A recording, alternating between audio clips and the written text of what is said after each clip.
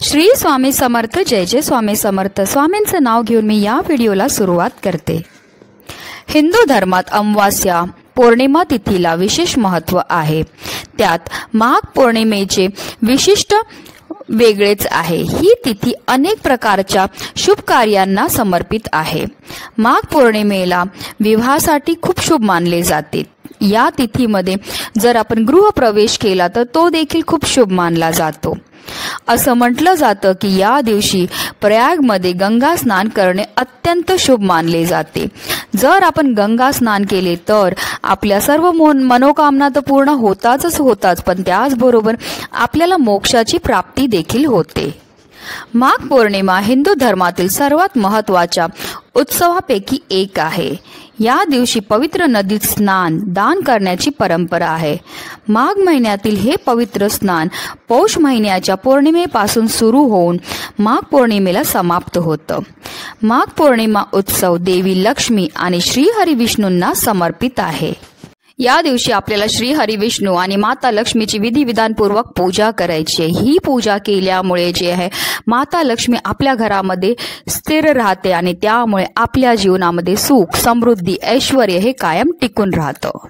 आणि म्हणूनच आपल्याला आज संध्याकाळी घरातून बाहेर ही एक वस्तू फेकायची ज्यामुळे आपल्या घरामध्ये असणारी जेवढी पण नकारात्मकता आहे, इडापिडा आहे, वाईट शक्ती, अडचणी, दारिद्र्य हे सर्व तर नष्ट होणारच आहे, पण त्याचबरोबर आपल्या घराची, आपल्या मुलांची, आपल्या पतीची खूप प्रगती होणार आहे. आपल्या जीवनामध्ये सुख, समृद्धी, ऐश्वर हे कायम टिकून राहणार आहे. अतिशय प्रभावी असा हा उपाय जो प्रत्येकाने आजच्या दिवशी करायचा आहे त्याबद्दल सविस्तर माहिती मी तुम्हाला या व्हिडिओमध्ये देणार आहे. तर व्हिडिओ पूर्ण पहा आणि जर तुम्ही माझ्या चॅनलवर नवीन असतील तर चॅनलला सबस्क्राईब करा आणि शेजारी बेल आयकॉन सुद्धा प्रेस करा जेणेकरून तुम्हाला माझ्या नवनवीन व्हिडिओचं नोटिफिकेशन हे मिळत राहील. अगदी तुमच्यापासून माझ्यापर्यंत प्रत्येकजण खूप मेहनत करतो, खूप कष्ट करतो जेणेकरून आपल्या जीवनामध्ये सुख समृद्धी नांदेल. पण बऱ्याचदा काय होतं ना, आपल्या घरामध्ये काही दोष असतात किंवा आपल्यामध्ये काही दोष असतात, त्यामुळे सुद्धा आपल्या जीवनामध्ये अनेक प्रकारच्या समस्या या येत असतात. आपण कष्ट तर करतोय, मेहनत तर करतोय, पण आपल्या कष्टाला, आपल्या नशिबाची साथ ही मिळत नाही. आपल्या घरी पैसा तर येतोय पण आलेला पैसा आपल्या घरामध्ये टिकून राहत नाही. घरामध्ये जर वारंवार आजारपण असेल, कटकटी होत असतील, भांडणं होत असतील तर ह्या सर्व समस्या का उद्भवतात? तर आपल्या घरामध्ये असणाऱ्या दोषांमुळे. जर आपल्या घरामध्ये वास्तू दोष असेल, पितृ दोष असेल किंवा आपल्या घराला किंवा आपल्याला नजर लागली असेल की आपले ग्रह चांगले नसतील तर त्यामुळे सुद्धा आपल्या जीवनामध्ये अनेक प्रकारच्या समस्या ह्या येत असतात. आपण खूप कष्ट करून सुद्धा आपल्या कष्टाला नशिबाची साथ मिळत नाही. तर आपल्या कष्टाला आपल्या नशिबाची साथ मिळण्याकरता, त्याचबरोबर जी अप्राप्त लक्ष्मी आहे ती आपल्याला प्राप्त होण्याकरता, आलेला पैसा आपल्या घरामध्ये टिकून राहण्याकरता आपल्याला हा उपाय जो आहे तो करायचा आहे. तर हा उपाय आपल्याला संध्याकाळी करायचा आहे. माता लक्ष्मीची आगमनाची वेळ असते त्यावेळेस आपल्याला हा उपाय करायचा आहे. आपल्याला हा उपाय करताना जे आहे आपल्याला एक लिंबू घ्यायचं आहे. एकच लिंबू ह्या उपायाला आपल्याला लागणार आहे.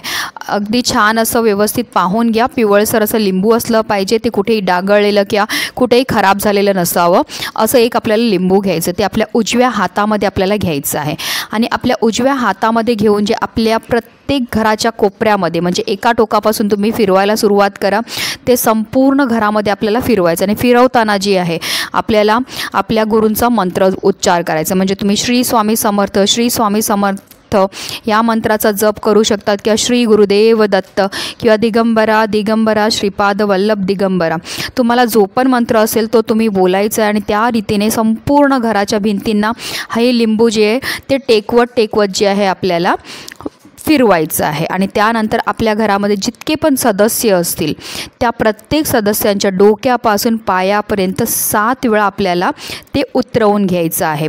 आणि त्यानंतर जे आपल्याला आपल्या मुख्य प्रवेशद्वारावरनं पण सुद्धा आपल्याला हे लिंबू जे आहे ते 7 वेळा आपल्याला उतरवायचं आहे. उतरवताना आपल्या मनामध्ये असा भाव असला पाहिजे की माझ्या घरामध्ये किंवा माझ्या घरातले जेवढे पण सदस्य त्यांच्या जीवनामध्ये असणारे सर्व दुःख, सर्व विघ्न, सर्व दारिद्र्य, सर्व दोष हे मी ह्या लिंबूबरोबर काढून टाकलेले आहेत. अशा रीतीने आपल्याला हा उपाय करायचा आणि त्यानंतर जे हे लिंबू आपल्याला घराच्या बाहेर नेऊन थोडं लांब फेकून द्यायचं. फेकताना फक्त काळजी एवढी घ्यायची आहे की त्या लिंबूवर कोणाचा पाय हा पडला नाही पाहिजे, कारण आपण आपल्या घरातले जे दोष आहेत, नकारात्मकता आहेत, दारिद्र्य, ते आपण त्या लिंबूबरोबर बाहेर हे काढून टाकलेलं आहे. आणि जेव्हा आपण हा लिंबू बाहेर फेकणार आहे तेव्हा मागे वळून पाहायचं नाही आहे, कारण जर तुम्ही चुकून मागे वळून पाहिलं तर पुन्हा तुम्ही ती जे दोष आहेत ते आपल्या घरामध्ये परत घेऊन येतील. म्हणून एकदा आपण हे लिंबू फेकलं की आपल्याला वळून पाहायचं नाही आहे. घरी यायचं, घरी आल्यानंतर आपले हातपाय स्वच्छ धुवायचे आणि आपल्या स्वामींचं दर्शन हे घ्यायचं आहे. अशा रीतीने आपल्याला हा उपाय जो आहे तो आज संध्याकाळी करायचा आहे.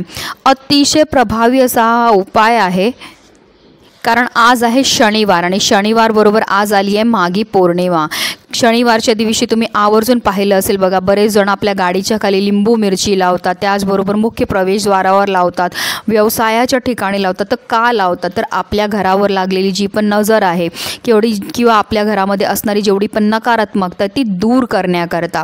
म्हणूनच जे आहे आपल्याला हा उपाय करायचा आहे. हा उपाय केल्यामुळे जे आपल्या घरामध्ये असणाऱ्या प्रत्येक सदस्याच्या जीवनामध्ये असणारी जेवढी पण नकारात्मकता आहे, दोष आहे, ते तर दूर होणारच आहेत, पण त्याचबरोबर आपल्या घरामध्ये असणारी पण जेवढी पण नकारात्मकता आहे ती दूर होणार आहे. कारण लिंबू जे आहे ते नेहमी तंत्रक्रियेमध्ये वापरलं जातं.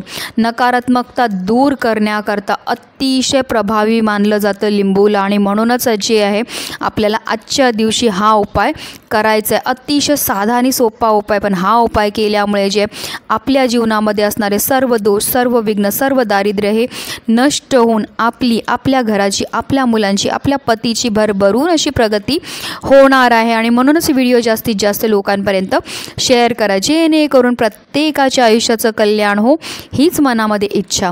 श्री स्वामी समर्थ. जय जय स्वामी समर्थ.